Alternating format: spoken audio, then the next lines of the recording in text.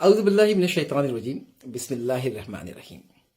29 जनवरी सन 2023। Madam Ruhi Ubaid के साथ मैं हूं Ubaid Ali, centre for quality science. अस्सलाम वालेकुम। आज का सवाल प्योरली टेक्निकल सवाल है और सवाल ये है कि डिस्क्रिमिनेटिव डिसोसिएशन मेथड क्या होता है और ये क्यों ज़रूरी है और अगर इसे परफॉर्म ना करे तो क्या हो सकता है। अच्छा जी, सवाल की जो है ना वो खासा पेचीदा सवाल है और इससे पहले हमें बहुत कुछ समझना पड़ेगा, लेकिन बहरहाल साफ साफ पहले जवाब दे दें। डिसोल्यूशन मेथड जो है वो इस्तेमाल होता है कि किसी भी टैबलेट, कैप्सूल या सस्पेंशन के अंदर ये देखने के लिए कि वो अपने आयन में कन्वर्ट हो रहा है या नहीं हो रहा है, ताकि वो एब्जॉर्ब हो सके।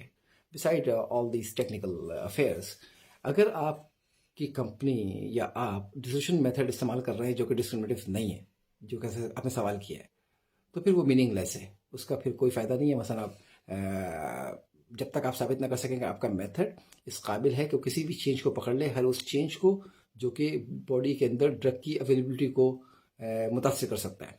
अब हम ये कि फिर जोड़ देता हूँ, पहले तो इस मसले को जोड़ देता हूँ फिर आगे बढ़ता हूँ।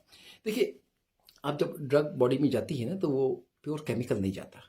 कि अगर फर्स्ट कर लीजिए हम कहते हैं कि पैरास्टामोल, तो पैरास्टामोल अकेला नहीं जाएगा, उसके साथ स्टार्च होगा, लैक्टोज होगा, मुख्तलिफ इनएक्टिव ये एक्सिपिएंट्स होंगे जिसके साथ उसको फॉर्मुलेट किया जाएगा, मुख्तलिफ मशीनों से गुजरेगा, उसके बाद वो टैबलेट बनेगी, पैक होगी, फिर वो आपके पास पहुंचेगी, मरीज़ के पास ही मरीज़ खाएगा, तो उसके स्टमक में जाएगा, स्टमक में जाने के बाद वो वहाँ पर डिसइंटीग्रेट होगी, यानी उसका केमिकल निकलेगा। उसके बाद वो केमिकल अपने आयन में कन्वर्ट होगा, उसे कहते हैं डिसोल्यूशन। जब वो आयन में कन्वर्ट होगा फिर वो दस्तियाब होगा एब्जॉर्ब होने के लिए इंटेस्टाइन से, और फिर वो ब्लड में जाएगा और ब्लड पूरी बॉडी में लेके जाएगी। अब बस ब्रेन का एक हिस्सा ऐसा है जहाँ पर अल्लाह मियाँ ने एक स्पेशल जो है वो रखा हुआ है, बैरियर रखा हुआ है, जिसमें हर दवा नहीं जा पाती, लेकिन बहरहाल ब्लड जहाँ जहाँ ब्लड जाएगा वहाँ वहाँ दवा जाएगी और वो दवा लेके जाएगी। जब दवा पहुँचेगी ब्लड के जरिए अपने साइट ऑफ एक्शन पर, तो फिर वो एक्शन रिस्पॉन्ड जो चाहिए वो करेगी। तो डिसोल्यूशन टेस्ट बहुत इंपॉर्टेंट है।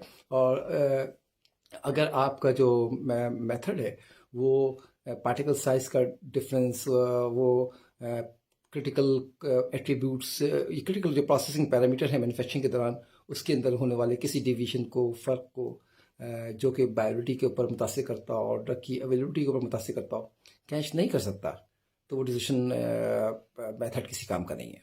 और ये कंपेंडिया का जो मेथड है फार्माकोपिया का, वो इस्तेमाल करना, अगर आप साबित नहीं कर सकते कि वो डिसइंटीग्रेटिंग और डिस्क्रिमिनेटिव है, तो फिर वो फ़ायदेमंद नहीं है। फिर वो बिला फजूल की बात है, आप बगैर वो बेल्ट बांधे घूम रहे हैं, कुछ भी नहीं हो रहा, ठीक है कुछ भी नहीं हो रहा, लेकिन जब होगा अल्लाह ना करे तो फिर कोई चॉइस नहीं बचता।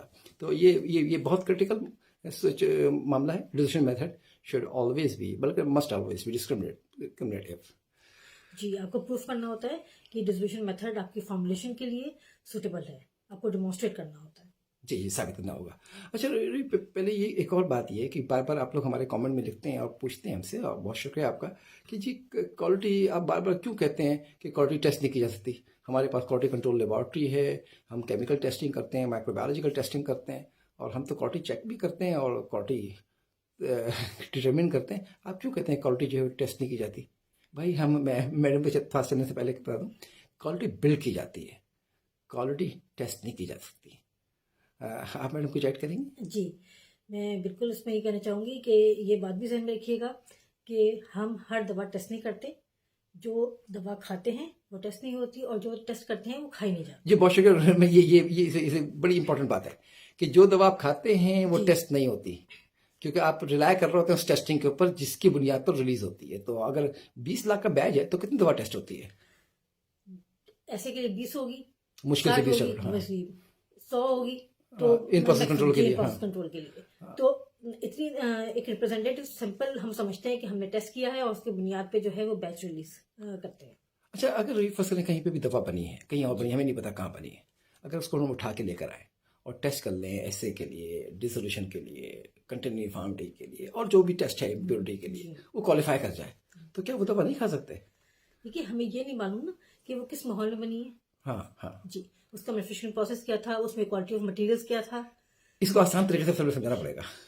जी, इसमें उसका प्रोसेस कैसे कंट्रोल हुआ, इक्विपमेंट की क्वालिटी क्या थी, क्वालिटी ऑफ नॉलेज क्या था, ये बहुत इंपॉर्टेंट है। देखिए, मैं इसको एक आसान तरीके से समझाने की कोशिश करता हूँ कि आपके पास से एक बिरयानी की प्लेट आई है टेस्ट करने के लिए। अब बिरयानी कहाँ बनाई गई है आपको नहीं पता, किस इलाके में बनाई गई है, वहाँ पर गोश्त जो इस्तेमाल किया गया है वो जिंदा का किया गया है, मुर्दा का किया गया है, मसाला कहाँ से इस्तेमाल किया गया है आपको तो नहीं पता। वहाँ पे मक्खी वक्खी कितनी थी, मक्खी गिर तो नहीं गई है देग में।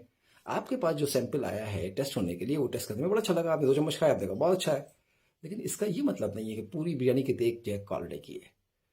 तो यही मामला दवाओं के साथ भी है। आपने 20 लाख टेबलेट बनाई है, अगर आपका प्रोसेस कंट्रोल नहीं है, मैडम बार बार 3 बातें करती है ना, वो पल करो आप ही बता दीजिए। क्वालिटी ऑफ मटेरियल्स है, हाँ हाँ, correct। Quality of equipment and quality of knowledge. तो सबसे इम्पोर्टेंट मैं समझती हूँ, इसमें कोई शक नहीं कि बाकी दोनों भी बहुत इंपॉर्टेंट है, लेकिन क्वालिटी ऑफ नॉलेज भी बहुत इंपॉर्टेंट है। क्वालिटी ऑफ नॉलेज जनाब, ये एक कंपनी है एक्स, एक है वाई। एक्स के पास नॉलेज कुछ और है और वाई के पास नॉलेज कमज़ोर है, तो फिर ये इम्पैक्ट करेगी आपकी दवा की क्वालिटी के ऊपर। आइए जी, जो हमारा ये टॉपिक था डिसोल्यूशन डिस्क्रिमिनेटिव मैथ है।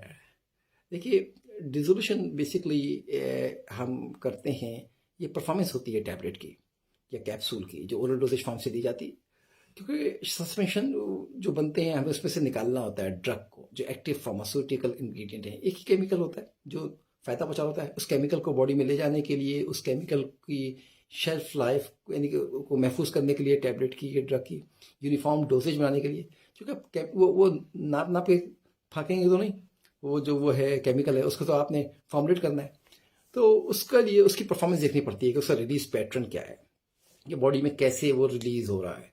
बाज़ दवाएँ आप कहते हैं कि वो सस्टेन रिलीज़ हैं, slow slow slow slow release करेंगी और आहिस्ता आहिस्ता ब्लड में पहुँचेंगी। ज़्यादा पहुँच जाए तो नुकसान है, नहीं पहुँचे तो फ़ायदा नहीं पहुँचाएंगी, और फ़ायदा नहीं पहुँचाएंगी तो वो नुकसान है। तो ये बड़ा इंपॉर्टेंट है कि डिसोल्यूशन जो है आपका वो रिप्रेजेंटेटिव होता है बॉडी के अंदर ड्रग के पहुँचने के लिए। परफॉर्मेंस टेस्ट है उस टैबलेट का, अगर डिसोल्यूशन हो ही नहीं रहा तो वो अवेलेबल ड्रग नहीं है एब्जॉर्ब होने के लिए। तो डिसोल्यूशन, लेकिन डिसोल्यूशन से पहले बहुत सारे मामला हैं, किसी और मौके पे आपसे डिस्कस करेंगे कि अगर आपकी ड्रग की बायोक्लिनिकल स्टडी नहीं हुई, क्योंकि क्लिनिकल स्टडी तो आप हर ड्रग की नहीं करते, वो इनोवेटर करता है, हम यहाँ बायोक्लिनिक्स करते हैं, बायो स्टडीज़ करते हैं। तो अगर बायो स्टडीज़ नहीं हुई है तो फिर वो काबिल एतमाद दवा नहीं है। बहुत रेयर केस में जो हाईली सॉल्युबल है, हाईली परमेबल है, उसमें चलो ठीक है वो जगह मिल जाती है, लेकिन जो सॉल्युबल नहीं है या जो परमेबल नहीं है, वो दवाएँ उनको आपको साबित करना पड़ता है कि वो दस्तियाब होंगी एब्जॉर्ब होने के लिए ब्लड में। तो डिस्क्रिमिनेटिव मेथड, अब अगर आप लोग कंपेनियन मेथड इस्तेमाल कर रहे हैं तो हम अपने आप को बेवकूफ़ बना रहे हैं। यानी कि ये ऐसे ही है कि आपने इम्तहान के लिए कुछ चीज़ें याद की और याद नहीं हुई तो आपने खुद ही उठा के देख लिया और पढ़ लिया और कहा समझ लिया कि याद हो गई है। तो ये अपने आप को बेवकूफ़ बनाना है, ये चाहे कितने सीनियर लोग कर रहे हो, चाहे कितनी अहम कंपनी में हो रहा हो। डिसोल्यूशन को आप वेव नहीं कर सकते। हमारे पास सवाल में ये भी सवाल लिखा हुआ है कि हमारा 10वां बैच डिसोल्यूशन कर सकते हैं। हाँ, तो कर सकते हैं, हर 10वां बैच कर लें। नहीं जी, बिल्कुल नहीं कर सकते, और उसको भी एक्सप्लेन कर दें ताकि लोग बस इबाम ना रहे। नहीं, ये जो बैच रिलीज के जो टेस्ट है ना, ये कानूनी रिक्वायरमेंट भी है और साइंसी रिक्वायरमेंट भी है। लेकिन मैं ये ज़रूर कह रहा हूँ कि ये क्वालिटी की जो टेस्टिंग है ये एक पार्ट है क्वालिटी का, लेकिन टेस्ट से आप सारी क्वालिटी जो है वो महफूज नहीं कर सकते। क्वालिटी बिल्ड की जाएगी through the manufacturing process, through the materials, through the knowledge, through the equipment, facilities, everything, वो सब उसमें डाला जाएगा और उसको पढ़ा जाएगा। ये मल्टीफैक्टोरियल्स हैं, रॉ मटेरियल्स पता नहीं कहाँ कहाँ से आ रहे हैं, एक्सीपेंट पता नहीं कहाँ बन रहा है, कहाँ से आ रहा है, कहाँ पे रखा जा रहा है, कैसे हैंडल किया जा रहा है, कितने जरासीम जा रहे हैं, कितने पार्टिकल्स जा रहे हैं, हर जरासीम हर पार्टिकल आप नहीं चेक कर सकते। तो इसलिए आपका प्रोसेस का कंट्रोल होना बहुत ज़रूरी है। तो आज का जो लुभाव है वो ये रहा कि क्वालिटी बिल्ड की जाती है, क्वालिटी टेस्ट नहीं की जा सकती। जी, तो उम्मीद है हमारी बात कुछ आसान रही होगी। आपका एतमाद का बहुत शुक्रिया। अल्लाह हाफिज़।